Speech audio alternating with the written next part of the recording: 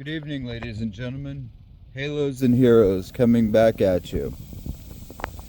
Tonight, I want to start out with a recovery series.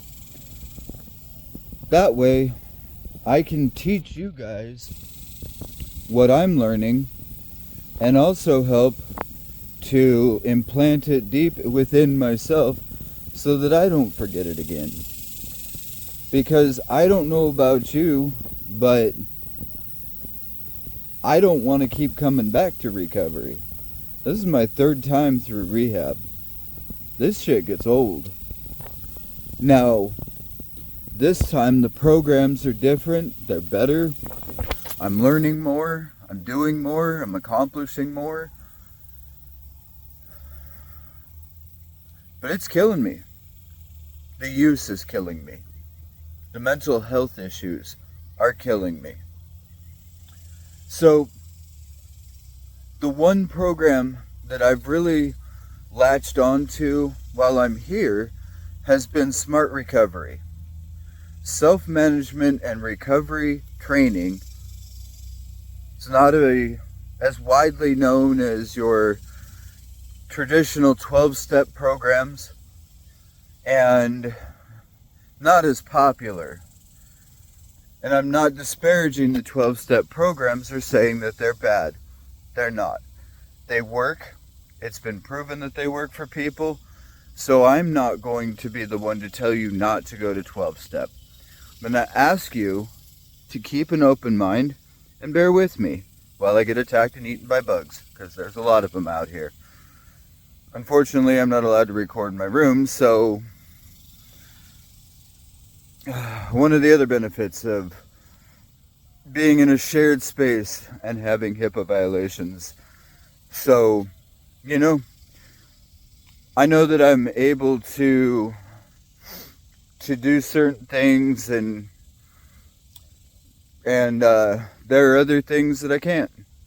And if I don't follow the rules while I'm here, then what the fuck was the point of coming here, number one? And number two, what good is that going to do me when I get out again? Well, I can slip and go back, and I won't use after that. Well, we see how that kind of thinking has worked so far. So, let me tell you about Smart Recovery, give you some resources and some ideas, and then we'll go from there. How's that sound? I'm going on a month and a half. Let me start there. I am what they would call an unreliable witness because I'm still in recovery. But I chose to be a smart facilitator while I'm here because it uses the cognitive model in order to analyze the situation and make snap on the spot decisions that will help you as you go through your journey. So what am I talking about? The hell's a cognitive model? Really simply put, it's an ABC method. ABC method. You have the activating event. What's an activating event, Patrick? An activating event is a fact. A straight fact that you can use as a baseline. Okay? People knocking on my door at 2 a.m. If there's people knocking on your door at 2 a.m. and that's a trigger for you because you know why they're there and what their purpose is for being there, then you already know that that activating event is going to trigger you. Somebody shows up at my door at 2 o'clock in the morning. That is a fact. That is an activating event. What's the B? B is belief. What is my belief?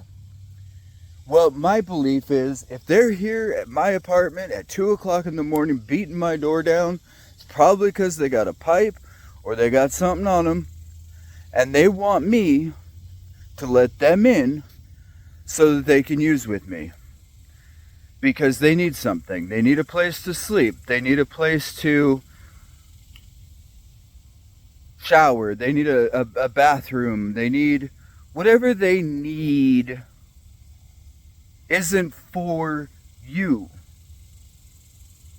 It's not for you. It's for them. You are nothing more than a place of convenience for them. So I say again, the activating event is, oh crap, my dealer just showed up and it's 2 a.m. and he needs a place to shower. Activating event, 2 a.m. Belief, he needs a shower. Or the smell of him dictates that he needs a shower. Might be a little bit of both, you never know. Just saying. So, that being said, activating event 2 a.m. Belief, he's here for a shower. What is C, Patrick? C is the consequences of our actions. What would... Damn, sunglasses. There we go. What is the consequences of my actions? Well, the consequences of my actions are, if I let him in, I'm going to relapse. Right? Pretty simple. If I let him in to use my shower, to use my bathroom, I'm going to relapse because he's going to hand the pipe out, because that's his modus operandi. He comes in, he pulls the pipe out, hands it off to me, goes in the bathroom, does whatever he's doing in there, and now I've relapsed. And the worst part is, there don't even need to be any words spoken in that moment, at that time. So, I'm going to keep repeating it because I want you guys to understand the process and how it works. I don't think you're stupid. We all struggle with addiction. Activating event shows up at 2 a.m. B for beliefs. What are the beliefs or emotions? The belief is my dealer showing up at 2 o'clock in the morning means he needs something or wants something from me, and he's going to have dope on him that he wants me to use as payment for using whatever he needs, be it the shower, be it the bathroom. Consequences. What are the consequences of my actions? Number 3, the consequences, the C. The consequences are that any amount of clean time that I had is now done. I gotta start over. But the consequences go deeper than that. What if you're on probation like I am? If you're on probation, the first time you violate a UA, a random UA, they put you on a UA call-in list. If you violate the UA call-in list, they can revoke your probation. Then what? Now you go to jail. So the consequences of our actions go far deeper than just the surface that we initially view them as. So how do we rectify it? How do we fix it? How do we change it? That's where part D comes in. And part D is challenging the belief. Okay? So if the activating event is my dealer arrives at 2 a.m. and the belief is that he's there because he needs a shower and he's going to get me high to pay me for letting him in, and the consequences of getting high are relapse, time lost, and possibly going to jail because we violated a UA, we broke our probation, and oh shit, now we got to answer, right? Makes sense so far? So what could a better belief be about that 2 a.m. visitor? I don't have to answer the door. I don't have to answer my door. This is where we take ownership. We take responsibility for our actions and make decisions for ourselves. Hear me. As someone who has spent 10 years being passive,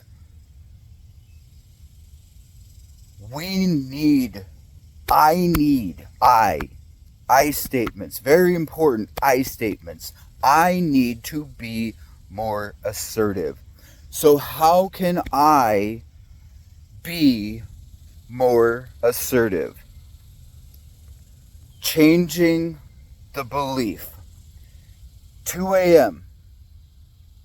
Drug dealer needs a shower. Revocation of probation. Or, it's 2 a.m. There's no reason why anyone should be here. Therefore, I'm not opening my door. I don't need to acknowledge the person at my door. And we can apply this at any time. If we look through the peephole and we see that person, but it's 11 o'clock in the morning, we don't have to answer the door. Whether you're a people pleaser like me, who feels bad and feels like I gotta help everybody, you're an introvert, you're an extrovert, just remember, the belief starts and ends with you. If you don't open that door to that temptation, then there is no temptation. If you don't open the door to temptation, there is no temptation.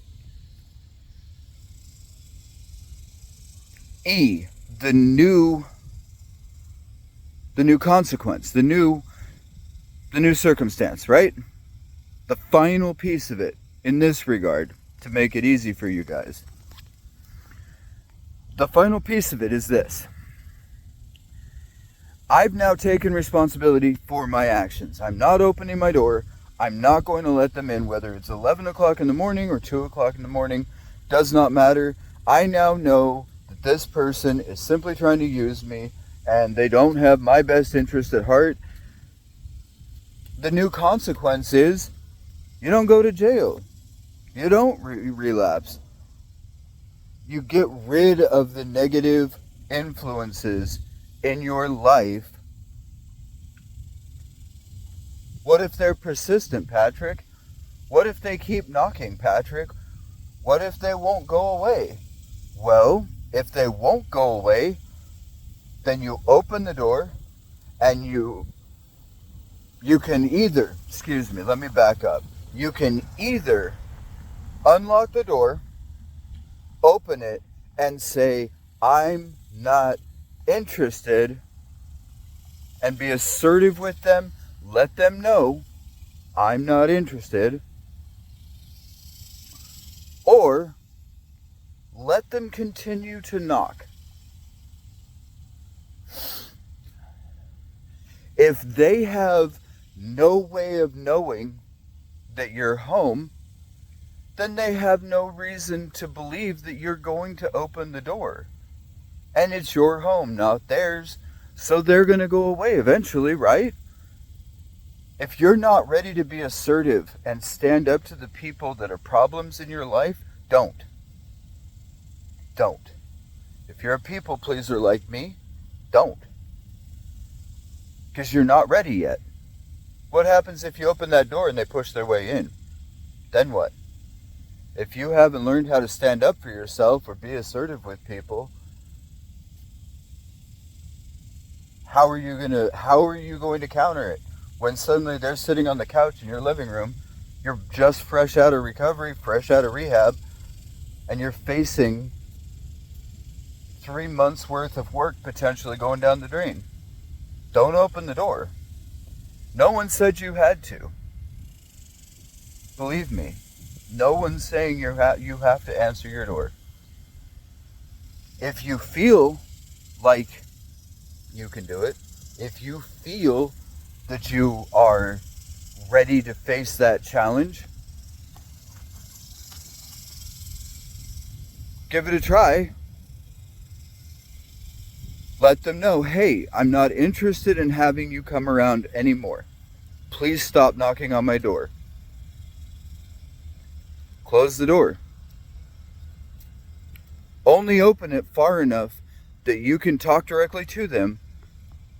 Hi, I'm not ready for you. I don't want you coming around. Please don't come back. Thank you. Have a good day. Close the door.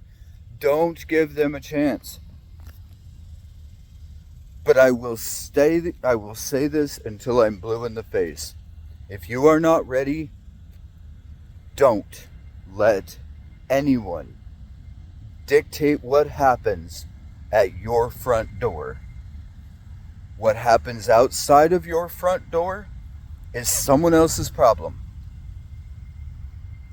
The minute you open your door and you open your door to that temptation, it becomes your problem. It becomes my problem. What's my biggest problem?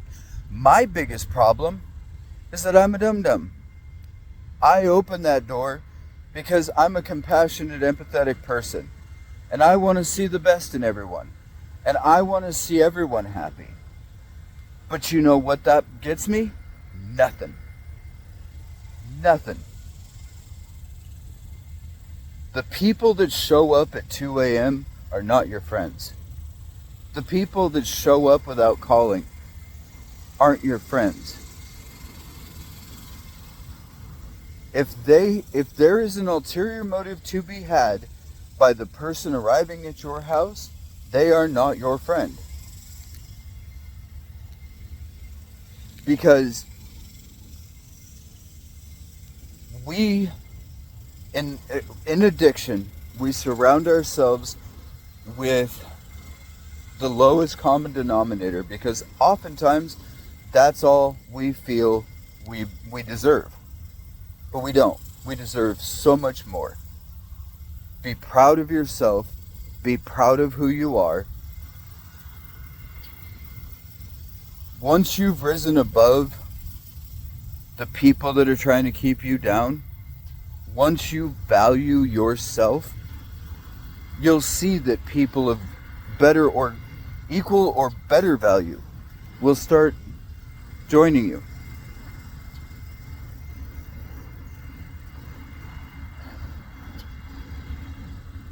"2 a.m., right? Dealer wants a shower. Probation revoked. Another thing to remember, there's a lot of fentanyl, even in meth, okay? The chances of a fentanyl overdose are at their absolute highest right now. Just keep that in mind.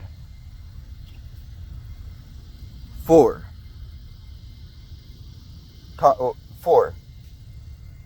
I don't have to open my door. This is my house. This is my place. 5. Start living a better life for yourself. The 4 pillars of SMART, and I will wrap this up. First one, CWU. Coping with urges. We're not talking about ignoring them or dismissing them. We are talking about acknowledging them, making it known that yes, we see you, we hear you, but we're not going to feed into you. Urges last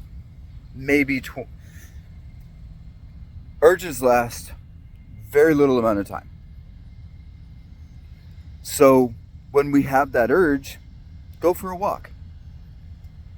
Do the opposite of what the urge is telling you to do. If the urge is telling you to sleep, go for a walk. If the urge is telling you to go for a walk, go lay down. If the urge is telling you to draw, don't do anything. Meditate. Because what you're trying to do is create a new pathway. Number 2, BMM. Building and maintaining motivation. building and maintaining motivation. What does that mean? When I first got here, I had no motivation. I hadn't slept. Hadn't eaten. I had no motivation. None. What I had within the first week of being here was 2 people who believed in me. 2 people. One of them recommended me to a program here that's been absolutely amazing for helping me get back on track and figure out who the hell I am. And the second one is being a smart facilitator. That became the foundation for my motivation. Okay? That became the foundation for my motivation. Someone else believing in me when I didn't believe in myself and didn't feel like I could trust myself. That became my motivation. Whatever your motivation is, or maybe whether it's you wanting to be better, you wanting to be a better parent, make it about yourself. If someone else tells you, dude, you got skills, don't doubt them. Don't doubt them. The worst that they can be is wrong. What if they're right and you ignore it? You miss out on an opportunity for motivation. Number 3.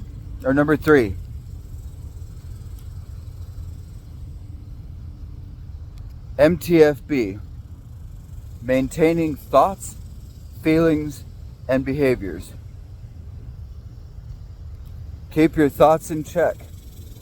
Again, we don't dismiss them outright. We don't tell them they're wrong. We don't tell them to shut up. Acknowledge them. I hear you.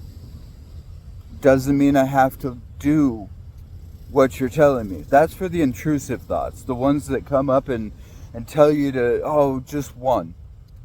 Go hit the pipe. You'll be fine. You won't. Trust me, you won't. I can't tell you how many last hits I had before my last hit that got me here. Feelings. No, I'm not going to start singing, don't worry. Feelings. Our feelings are just that. They're not facts. They are bursts of emotion that are here and gone. I'm angry, I'm going to go drink. Or, I'm angry. Why am I angry? And what could I do better? What could I do differently? Behaviors. That's when we start acting on our impulses. Our behaviors. You guys, I'm going to pause for a second. You may wonder why I keep looking around or wandering around. I have to keep the camera focused on me because of HIPAA. I have to make sure that there aren't any other people out here because I don't want anybody else getting caught on camera. More importantly, I want to stay cognizant at all times. As you see, I have my headphones in, so I may or may not hear or see someone until the last minute. And there's a lot of traffic. Not traffic, but cops going by, bikes going by. Things that would suck to either trip over, step out into, etc. Number 4, I really don't want to give too much of the building away. I mean, I've told you guys where I am, but I'm just, for whatever reason, I'm doing my best to be here and be present in the moment. So the last part of it is living a balanced life. What does living a balanced life mean? Living a balanced life is what I'm trying to do. That's where you balance your social, your mental, your physical, your emotional, your spiritual. Your goal in SMART And your goal in life should always be about you. Because without a better you, what do you have to offer anyone else? You can be a people pleaser all day, every day. But if you're just an empty shell, what do you really have to offer? It's just a question, something to think about.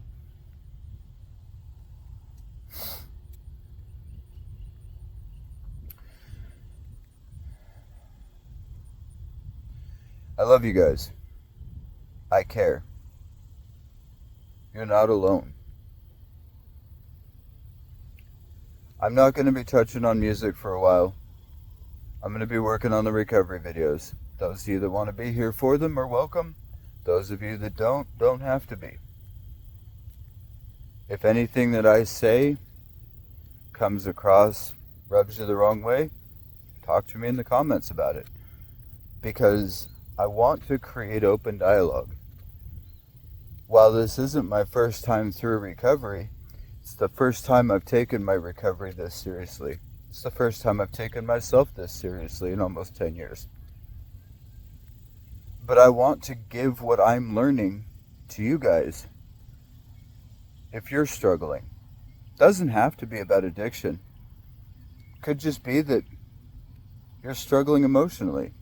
You're having mental health issues. I'm not a doctor. I'm not licensed. I'm not a therapist. I'm a peer who's going through it just the same as you guys. I'm just on here documenting my struggles and the solutions that I am making or taking to try and fix it. If you guys want any kind of help whatsoever, hit me up in the comments. I may not be able to help you or fix it for you, but what I can do is find resources to help you, point you in the right direction. But just know that no matter what, I do care. God, I look tired. Sorry, I'm tired. We went out and did horse therapy today. It was really cool. I got to ride a horse. Kind of fun. If you guys need me, you know where to find me. Hit me up in the comments. I love you. I care. You're not alone. Be easy.